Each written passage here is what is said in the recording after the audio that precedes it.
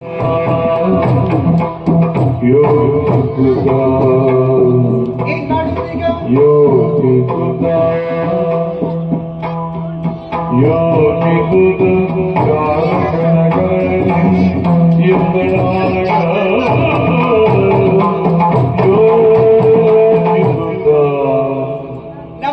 ಸ್ವಾಮಿ.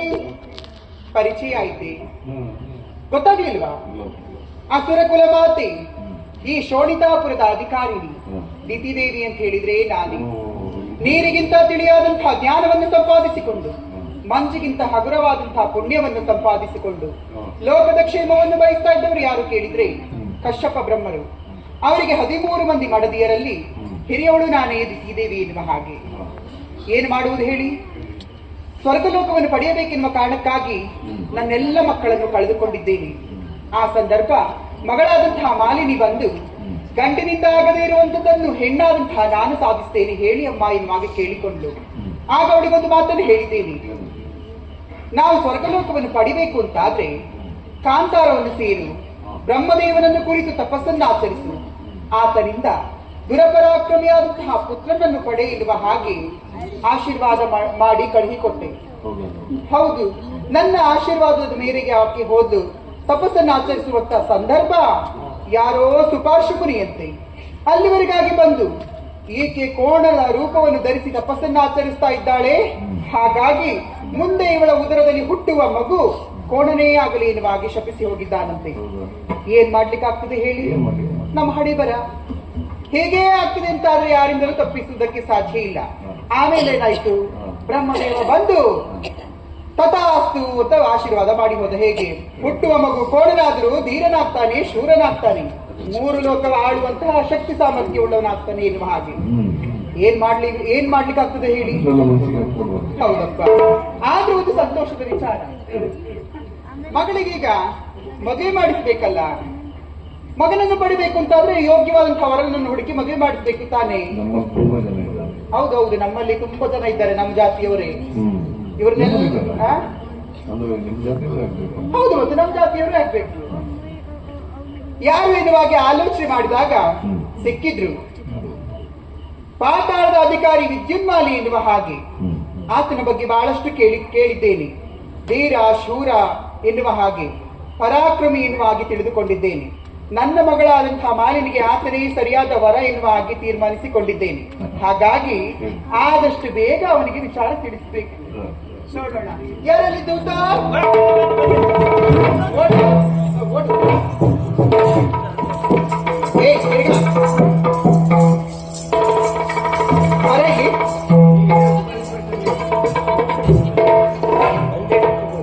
ಏನ ಓಡು ಅಂದ್ರೆ ತಿರುಗ್ತೀಯ? ಯಾರು ನಿನ್ನಪ್ಪನ ಮನೆ ಹರಕೆ ಗೊತ್ತು? ಅಪ್ಪ ಇಂದಲ್ಲ, ನಂದು ಅಲ್ಲ, ಶಶಿಧರ ದೇವಾಡಿಗೆ. ಅಧಿಕ ಪ್ರಸಂಗಿ ಯಾಕೆ ಅಂತ ಒಂದು ಮಾತು ಕೇಳಿದಾರ್ದ? ಯಾಕಂತ ಕೇಳಿದ್ರೆ ಅಧಿಕ ಪ್ರಸಂಗಿ ಅಂತ ಹೇಳುದಿಲ್ವಾ? ಮತ್ತೆ ನೀನು ಮಾಡ್ಬೇಕಾ ಅದನ್ನ? ಅಂದ್ರೆ ನಾನು ಅಧಿಕ ಪ್ರಸಂಗಿ ಅಂತ ಹೇಳುದು, ಅದು ನೀವಿರುವಾಗ. ನಾನೇ ಅಲ್ಲಮ್ಮ, ನಿಮ್ಮ ಎದುರು ಅದನ್ನೆಲ್ಲ ಮಾಡ್ತೇವಾ? ಮಾಡ್ಲಿಕ್ಕೆ ಬಿಡ್ತೇನೆ. ಮತ್ತೆ ನೀವು ಮನೆ ಅಮ್ಮ ಮಾಡ್ಲಿಕ್ಕೆ ಬಿಡುದಿಲ್ಲಮ್ಮ. ದೂತ, ನಿನ್ನನ್ನು ಕರೆದದ್ದು ಯಾಕೆ ಗೊತ್ತಾ? ಯಾಕಮ್ಮ? ಇತ್ತೀಚೆಗೆ ನನ್ನ ಮಗಳನ್ನ ನೋಡಿದೀನೋ? ಇಲ್ಲಮ್ಮ, ಇತ್ತೀಚೆಗೆ ನಿಮ್ಮನ್ನು ನೋಡಿದ್ದು ಹೆಚ್ಚಿಗೆ ನಾನು. ಅಂದ್ರೆ ಅವ್ರನ್ನ ಮೊದಲು ನೋಡಿದ್ದೆ, ಆವಾಗ ಚಿಕ್ಕ ಪ್ರಾಯದ ಚದುರೆ ಆಗಿದ್ರು. ಈಗ ಬೆಳೆದ ಕುದುರೆ ಆದ್ರಲ್ಲ. ಯಾರ ಕುದುರೆ? ಹಾಗಲ್ಲಮ್ಮ, ನೀನೇ ಕುದುರೆ ಅಂತ ಹೇಳಿದ್ರೆ ನೋಡಿದ್ರೆ ಏನ್ ಹೇಳುವುದಿಲ್ಲ ಹೇಳು. ಹಾಗಾಗಿ ಹೇಳಿದ್ದಲ್ಲ, ಮೊದಲು ಸಣ್ಣವರ, ಅದಕ್ಕೆ ಚಿಕ್ಕ ಪ್ರಾಯದ ಚದುರೆ ಅಂತ ಹೇಳಿದ್ರು. ಸರಿ, ಹಾಗೆ ಪ್ಲಾಸ್ಟಿಕ್ ಸೇರಿಸಿದ್ದಮ್ಮ. ಹೌದಾ? ಹೌದು. ಅಲ್ವೋ? ಇತ್ತೀಚೆಗೆ ಅವಳು ಯಾರಿಗೂ ಮುಖವೇ ತೋರಿಸುವುದಿಲ್ವಾ? ಹೌದಾ? ಮಾತಾಡುವುದಿಲ್ಲ. ಮನೆಯಿಂದ ಹೊರಗೆ ಬರುವುದಿಲ್ಲ. ಮತ್ತು ಒಳಗೆ ವ್ಯವಸ್ಥೆ ಹೊರ ಬರುವುದು ಯಾಕೆ? ಅವಳು ಯಾರ ಜೊತೆಗೂ ಮಾತಾಡುವುದಿಲ್ಲ. ಇಷ್ಟ ಆಯ್ತಾ? ಮಾತಿನ ಅರ್ಥ ಏನ್ ಹಾಗಾದ್ರೆ? ತೋರಿಸುದಿಲ್ಲ ಅಂತ ಹೇಳಿದ್ರಲ್ಲ, ಹೆಚ್ಚು ಕಮ್ಮಿ ಮಾಡ್ಕೊಂಡ್ರೆ ನೋಡಿದೆ. ನನ್ನ ಮಗಳು ಹಾಗೆ ಮಾಡ್ಕೊಳ್ಳೋಳ? ನಾನು ಗೊತ್ತುಂಟ, ನೀವ್ ಹೇಳಿದ್ದ ಹಾಗೇನು ಆಗ್ಲಿಲ್ವಾ? ಅವಳಿಗೀಗ ಷೋಡಶಿಯ. ನನ್ಗೊಂದು 4 ಇರ್ಲಿ ಅಮ್ಮ. ಷೋಡಶಿ ಅಂದ್ರೆ ಪಾಪಿ ಏನ್ ಹೇಳುದ? ಅಪ್ಪೆ ಆದ್ರೆ ಬೇಡ, ಸೀದ್ರೆ ಇರ್ಲಿ. ಷೋಡಶಿ ಅಂತ ಹೇಳಿದ್ದು ಅಂದ್ರೆ ಅವಳಿಗೀಗ 14ರ ಪ್ರಾಯ. ಪ್ರಾಯಕ್ಕೆ ಬಂದಿದ್ದಾರ? ಒಳ್ಳೆದಾಯ್ತು. ಈಗ ಮದುವೆ ಪ್ರಾಯಕ್ಕೆ ಬಂದಂತ ಹೆಣ್ಣು ಮಕ್ಕಳಿಗೆ ಏನಾಗ್ಬೇಕು ಹೇಳು? ಸರಿ ತಿನ್ನುವುದು ನಿದ್ದೆ ಮತ್ತೆ ಜಾತ್ರೆಯಲ್ಲಿ ದಸ ಬಸ ತಿರುಗಾಟ ಮುಗ್ದೆ ಹೋಯ್ತು ಅಲ್ವಾ? ಹೌದು. ನೀನ್ ಅದನ್ನೇ ಮಾಡೋದು. ಮತ್ತೆಂತ ಮಾಡುದು? ಹೇ, ಅಷ್ಟಾದ್ರೆ ಸಾಲೋದಿಲ್ಲ. ಮದುವೆ ಪ್ರಾಯಕ್ಕೆ ಬಂದಂತ ಹೆಣ್ಣು ಮಕ್ಕಳಿಗೆ ಮದುವೆ ಎನ್ನುವಂತಹ ಶುಭ ಸಂಸ್ಕಾರ ನಡಿಬೇಕು, ಮದುವೆ ಆಗ್ಬೇಕಮ್ಮ ಅಲ್ವಾ? ಹೌದು. ಹಾಗಾಗಿ ನನ್ನ ಮಗಳಿಗೆ ಯೋಗ್ಯವಾದಂತಹ ವರ ಸಿಗ್ಬೇಕಲ್ಲ, ಬೇಕಲ್ಲ. ಹೌದು. ಅದಕ್ಕೆ ಆಲೋಚನೆ ಮಾಡಿದೆ. ಅಷ್ಟೇ ಅಲ್ಲ, ಹುಡುಕಾಟನು ಮಾಡಿದೆ. ಹೌದಾ? ಸಿಕ್ಕಿದ. ಹಾಗಾಗಿ ನಿನ್ನ ಕರೆದದ್ದು ನಾನು. ಹೌದು. ಅತ್ತೆ ನನ್ನತ್ತೆ ನನ್ನ ಹೆಟ್ಟ ಹತ್ತಿರ ನಾನು ಯಾವುದೇ ಕಮ್ಮಿ ಹೇಳತ್ತೆ ಎತ್ತದ ಕೈಯಲ್ಲಿ 75 ಬಾರಿಸಿ ಬಿಡ್ತೇನೆ. ಅತ್ತಮ್ಮ. ಯಾರು? ಏನಾಗಿದೆ ನಿನ್ಗೆ? ನೀವು ನನ್ಗೆ ಅತ್ತೆ. ಯಾರು? ನಾನು. ಹೌದು. ನಾನ್ ನಿನಗತ್ತೆ. ನೀವು ಹೇಳಿದ್ದಲ್ವಾ? ಏನು? ನನ್ನ ಮಗಳಿಗೆ ಪ್ರಾಯ ಬಂದಿದೆ, ಅವಳಿಗೆ ಮದುವೆ ಮಾಡಿಸ್ಬೇಕು, ಯೋಗ್ಯವಾದ ಹುಡುಗ ಬೇಕಲ್ಲ. ಹೌದು. ಅದಕ್ಕೆ ನನ್ನನ್ನು ಕರೆದದ್ದು ಅಂತ. ಏ ದೇವ್ರೆ, ನೀನ್ ಹೀಗೆ ತಿಳ್ಕೊಂಡದ? ಹೌದು. ಪುಣ್ಯಾತ್ಮ, ನಿನಗೆ ನನ್ನ ಮಗಳನ್ನು ಕೊಟ್ಟು ಮದುವೆ ಮಾಡಿಸ ಬದಲು ನನ್ನ ಮಗಳನ್ನ ಕಲ್ಲು ಕಟ್ಟಿ ಯಾವ್ದಾದ್ರು ಬಾವಿ ಕೊಟ್ಟಾಕ. ಅದು ಯಾವ ಬಾವಿಗೆ ಅಂತ ಹೇಳಿ ಅದೇ ಬಾವಿ ಹಾರಿಯಲ್ಲಿ ಒಂದು ಸಂಸಾರ ಮಾಡಿ. ನೀನ್ ಏನು ಮಾಡಲಿ ಬೇಡ ಅಂತ. ಹಾಗಲ್ಲ, ಮದುವೆ ಆಗುವಂತ ಹುಡುಗ ನೀನಲ್ಲ. ಮದುವೆ ಹುಡುಗ ನೀನಲ್ಲ, ಹುಡುಗ ಬೇರೆ ಇದ್ದಾನೆ. ನೀನ್ ಕೆಲಸಕ್ಕೆ ಮದುವೆ ಆಗುವ ಹುಡುಗ ಬೇರೆ ಇದ್ದಾನೆ. ನೀನು ಕೆಲಸಕ್ಕೆ ಮಾರಾಯ. ಏನಾಯ್ತು ಅಷ್ಟೇ ಗೊತ್ತಿದ್ಯಾ? ಸತ್ಯ ಹೇಳಿ ಹೇಳು. ಮದುವೆ ಆಗುವ ಮೊದ್ಲಿಕ್ಕೆ ಅಥವಾ ಮದುವೆ ಆದ್ಮೇಲೆ ಅಥವಾ ನಿನಗೆ ಹೇಗಾದಿತ್ತು ಹೇಳು. ಮದುವೆ ಆಗುವ ಮೊದ್ಲು ಬೇಡಮ್ಮ. ಬೇಡವಾ? ಬರೀರಾಗ್ಲೇ ಯಾಕೆ? ಹೆಚ್ಚು ಕಡಿಮೆ ಆದ್ರೆ ಬಂದವರಿಂದ ಆಕ್ಷೇಪ ಬರ್ತದ. ಹೌದಾ? ಮದುವೆ ಆದ್ಮೇಲೆ ಅದು ಸಮಸ್ಯೆ ಇರುದಿಲ್ಲ. ಮದುವೆ ಆಗುವ ಮೊದ್ಲು ಅಂತ ಹೇಳಿದ್ರೆ ಈ ಚಪ್ರ ಹಾಕುವಂತದ್ದು, ವ್ಯವಸ್ಥೆ ಮಾಡುವಂತದ್ದು, ಇದನ್ನೆಲ್ಲಾದ್ರೂ ಹೆಚ್ಚು ಕಡಿಮೆ ಆದ್ರೆ ಬಂದವರಿಂದ ಆಕ್ಷೇಪ ಬರ್ತದೆ. ಸರಿ, ಮಾಡಿದ್ದೆ ಸರಿ ಆಗ್ಲಿಲ್ಲ ಅಂತ. ಮದ್ವೆ ಆದ್ಮೇಲೆ ಸಮಸ್ಯೆ ಇರುವುದಿಲ್ಲ.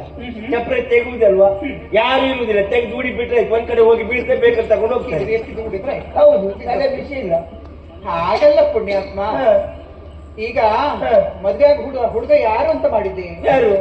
ಬೇರೆ ಯಾರು ಅಲ್ಲ, ಅವನು ಬಲು ಸಾಮರ್ಥ್ಯ. ಎಲ್ಲಿಯವ? ಇಲ್ಲಿ ಅವನಲ್ಲ, ಮತ್ತೆ ಪಾತಾಳದವನು. ಪಾತಾಳದ ಅಧಿಕಾರಿ ವಿದ್ಯುನ್ಮಾಲಿ ಎನ್ನುವ ಹಾಗೆ. ಅದಕ್ಕೋಸ್ಕರ ನಾವು ಅಲ್ಲಿಗೆ ಹೋಗ್ಬೇಕಾ? ಹೌದು. ಹೇಳಿದ್ರ ಇಲ್ಲೇ ತಂದು ಕೊಡುವುದಿಲ್ವಾ? ತಂದು ಕೊಡುತ್ತ. ಹೌದು. ಏನು? ಉದ್ದಿನ ಬೇಳೆ. ಉದ್ದಿನ ಬೇಳೆ. ಏಯ್, ಉದ್ದಿನ ಬೇಳೆ ಅಂತ ಹೇಳಿದ್ರೆ ನನಗೆ ಇಲ್ಲಿ ಸಿಗುವುದಿಲ್ವಾ? ನೀವು ಹೇಳಿದ್ದದೇ ಅಲ್ವಾ? ಉದ್ದಿನ ಬೇಳೆ ಅಂತ ಹೇಳಿದಲ್ಲ, ವಿದ್ಯುನ್ಮಾಲಿ ಅಂತ ಹೇಳಿದ್ದ. ಅವನ ಹೆಸರೇ ಹೆಸರೇ ಹಾಗೆ. ಈಗ ನೀನ್ ಏನ್ ಮಾಡ್ಬೇಕು ಗೊತ್ತಾ? ಏನ್ ಮಾಡ್ಬೇಕು? ಆದಷ್ಟು ಬೇಗ ಪಾತಾಳಕ್ಕೆ ಹೋಗ್ಬೇಕು. ಅಲ್ಲಿಗೆ ಹೋಗಿ ಅವನನ್ನು ಕಂಡು ವಿಚಾರ ಹೇಳ್ಬೇಕು. ಏನಂತ? ಶೋಣಿತಾಪುರದ ಅಧಿಕಾರಿಣಿ ವಿಧಿದೇವಿಯ ಮಗಳನ್ನು ಮದುವೆ ಆಗುವಂತಹ ಆಸೆ ನಿಮ್ಗಿದ್ದದ್ದೇ ಹೌದು ಅಂತಾದ್ರೆ ದಿಬ್ಬಣವನ್ನು ಕೂಡಿಕೊಂಡು ಆದಷ್ಟು ಬೇಗ ಶೋಣಿತಾಪುರಕ್ಕೆ ಬರಬೇಕು ಎನ್ನುವ ಹಾಗೆ. ಇಷ್ಟೇ ಅಲ್ವಾ? ಸರಿ, ಆಯ್ತು.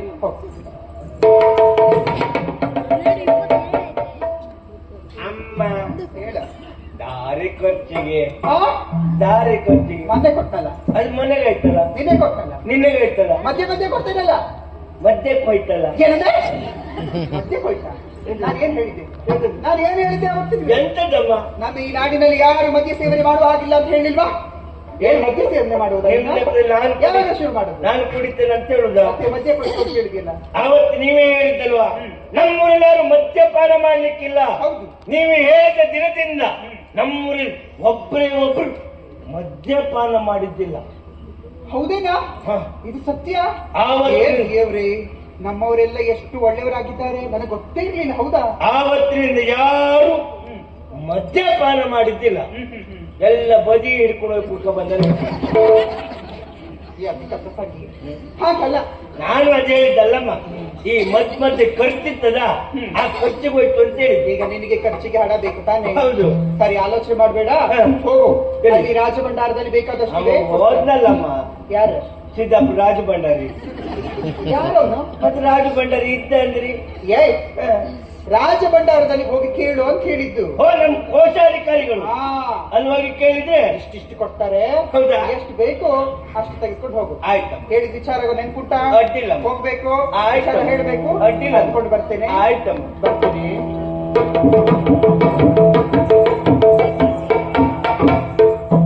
ಅದೆಂತ ಹೇಳ್ಸಿಗೆ ಮಾರ್ರೆ.